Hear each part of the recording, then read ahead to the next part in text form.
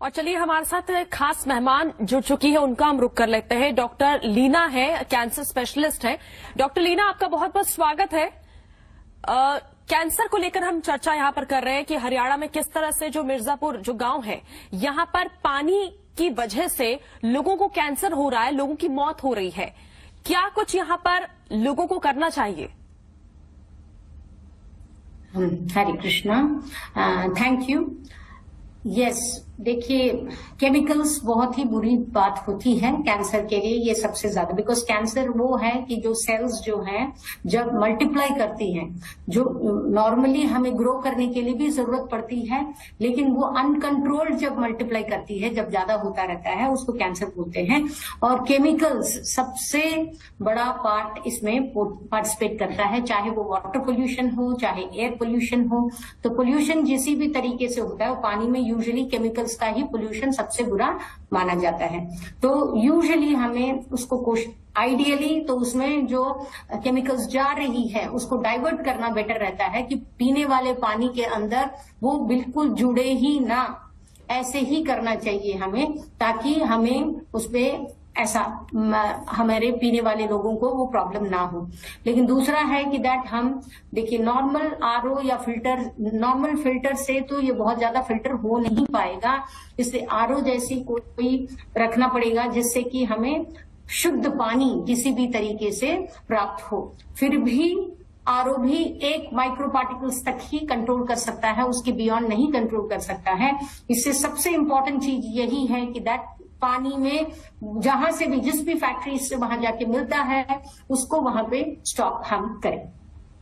बिल्कुल, देखिए यही परेशानी बनी हुई है डॉक्टर लीना। लेकिन सबसे पहला सिम्टम क्या होता है? अगर लोग इस तरह का पानी पीने को अगर मजबूर हैं, तो उन्हें कैसे पता चलेगा कि वो इतनी खतरनाक बीमारी से वो प्रभावित हो रहे हैं? देखिए, जब हमें पता ही है कि दैट हमारा पानी दूषित है, तो सबसे इंपॉर्टेंट है कैंसर स्क्रीनिंग। अवेयरनेस होना चाहिए कि कैंसर इससे हो सकता है, तो हमारी स्क्रीनिंग करवाना बहुत जरूरी है। स्पेशली जो है किडनी, बिकॉज ये जो पानी है फिल्टर होके हमारे किडनी और ब्लैडर के थ्रू ही बाहर जाता है, तो और ब्लैडर में बहुत देर तक वो पेशाब रुकती है, जिसकी वजह से वो केमिकल्स उस पर असर ज्यादा कर सकता है, वो ब्लैडर कैंसर होने का बहुत ज्यादा इनमें चांसेस होता है। और उसी तरह स्टमक कैंसर या गॉल ब्लैडर कैंसर भी हो सकता है इसमें। तो इसीलिए बहुत ज्यादा इंपॉर्टेंट है कि दैट हम वो तैनात रहे कि दैट इसमें ना हो।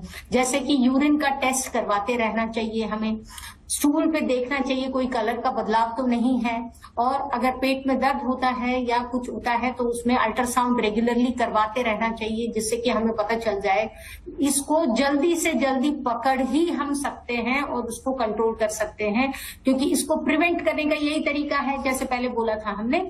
लेकिन हमने पीने का और खाने का मजबूरी है ही है, तो हमें उसको टेस्ट करवाते रहना चाहिए। यूरिन का टेस्ट करेंगे तो अगर यूरिन में ब्लड सेल्स या malignant sales, that is cancer cells, दिखाई देता है, तो हम आगे और चेक कर सकते हैं, जैसे कि दूरबीन से जांच हो सकती है या सीटी स्कैन हो सकता है। लेकिन वो सब बहुत ज्यादा खर्च की बात होती है। लेकिन यूरिन नॉर्मल टेस्ट करने से या स्टूल का नॉर्मल टेस्ट करने से, और जैसे कि blood test, few blood test, बहुत सारे ब्लड टेस्ट बहुत काम नहीं आते हैं। अगर ब्लड कैंसर का चक्कर होता है तो ब्लड टेस्ट से पता चलता है, लेकिन अल्ट्रासाउंड करने से या चेस्ट एक्सरे करने से, उससे हमें शुरुआत से ही थोड़ा सा पता चल जाता है, ताकि बीमारी होते ही हम उसको पकड़ सके।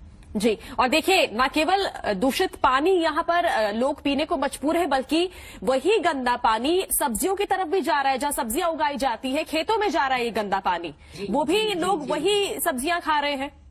जी जी जी, इसीलिए रीइंफोर्स हो रहा है ना, सादा पानी ही नहीं, खाने में भी वही चीज आ रही है उनके अंदर।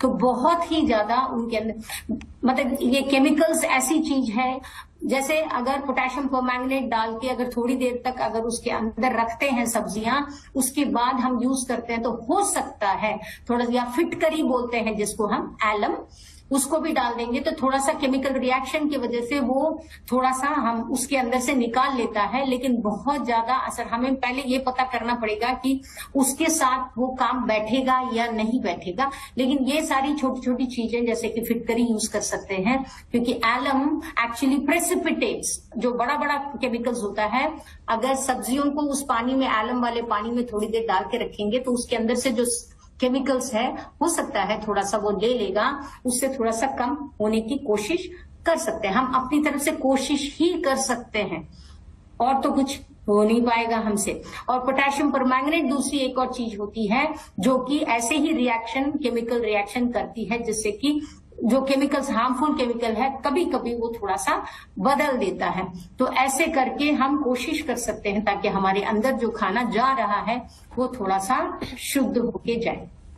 चलिए डॉक्टर लीना, बहुत बहुत शुक्रिया हमारे साथ जुड़ने के लिए और इतनी अच्छी जानकारी आपने हमारे दर्शकों को दी। उम्मीद करते हैं कि जरूर ये सारी जानकारियां उन्हें काम आएगी। और फिलहाल खास पेशकश में इतना ही। अगली बार हाजिर होंगे फिर एक नए मुद्दे के साथ। तब तक दीजिए इजाजत, रुकेंगे एक छोटे से ब्रेक के लिए।